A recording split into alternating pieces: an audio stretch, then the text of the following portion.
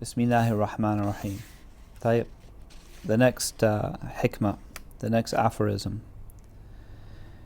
He says, Rahmatullahi alayhi, do not request him, do not request of Allah subhanahu wa ta'ala to get you out of a state, a condition, a situation, so as to make use of you in a different one. For were he to desire so, if he really wanted, he could make use of you as you are, where you are, in the situation you are, without taking you out of it. Now, طيب, this is very much in keeping with the aphorism that he starts his ḥikam with, right? إرادتك, right? التجريد مع إقامة الله إياك في الأسباب من الشهوة الخفية. You're wanting to be in a place of seclusion, right? When Allah has put you in the world of means, right? It's from a subtle fetish. The same thing here.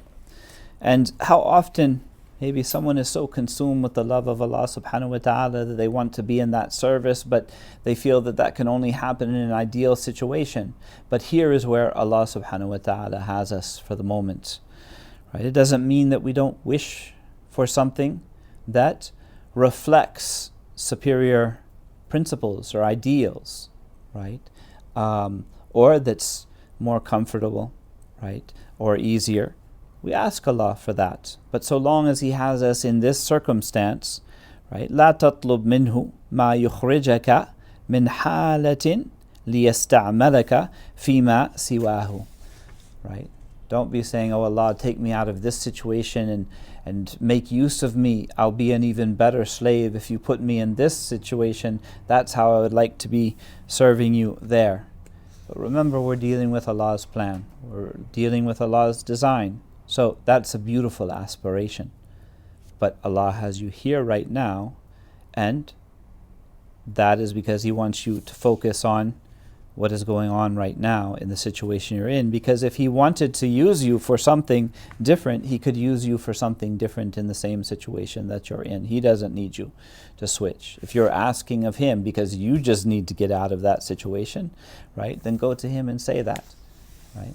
But you don't need to pin to it, to latch on to it or pin to it that, well, I'll be a better slave for you if you put me in a different situation, because the grass is rarely greener on the other side, right? Every configuration comes with its difficulties and its challenges. What we want to do is we want to take a deep breath, right?